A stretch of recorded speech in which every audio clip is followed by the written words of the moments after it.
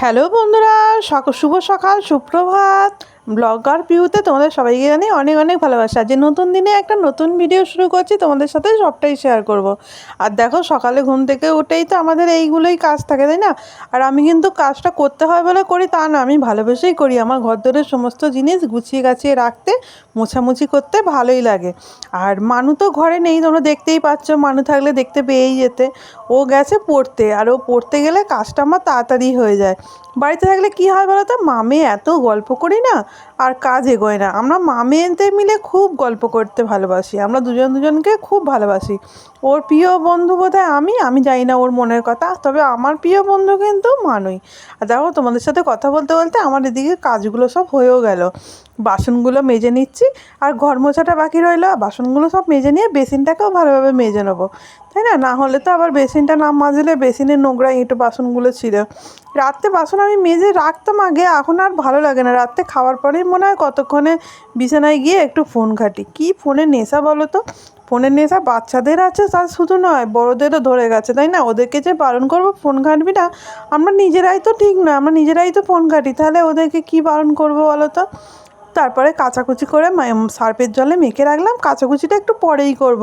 আর মানু এলেই চানে যাব, কেন আমি যদি চানে বাথরুমে ঢুকে যাই, ও এসে আমাকে ডাকলেও আমি শুনতে পাবো না। তাই জন্য ওর জন্য অপেক্ষা করি, চান টান করি না। আর ও পড়ে চলে আসবে, তারপর চান করবো। এখানে মানুষ দেখো পড়ে চলেও এলো।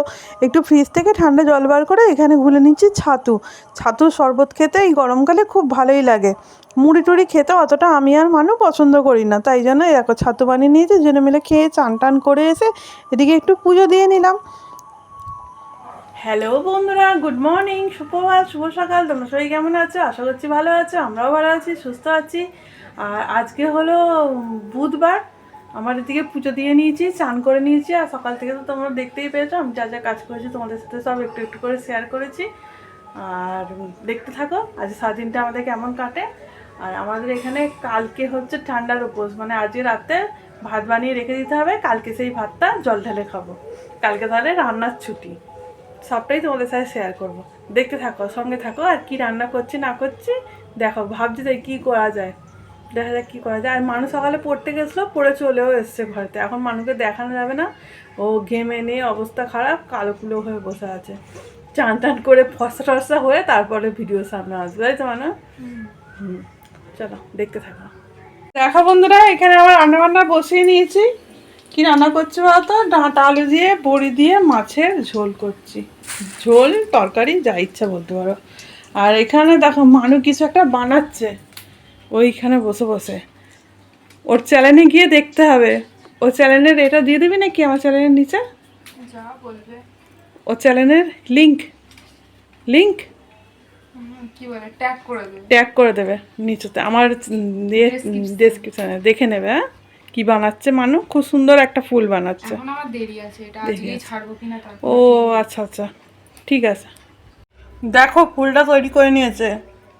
এখন আমি বলতে পারছি না যে ও, হাত দিতে পারছি না, কারণ কোথায় কি ছিঁড়ে টিড়ে যাবে বাবা।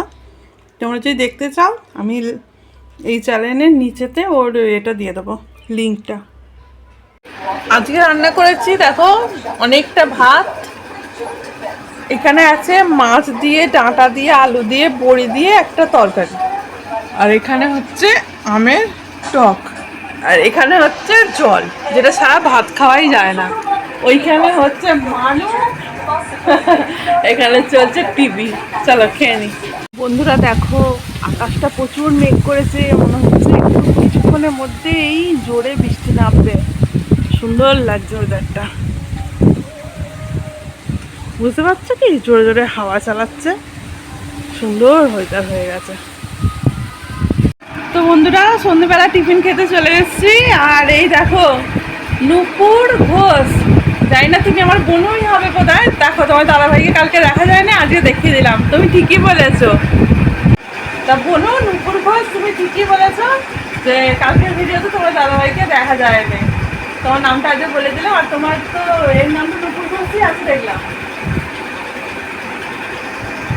চলো, তুমি যে আমার ভিডিওটা এতটা মন দিয়ে দেখেছো তার জন্য অনেক অনেক ধন্যবাদ।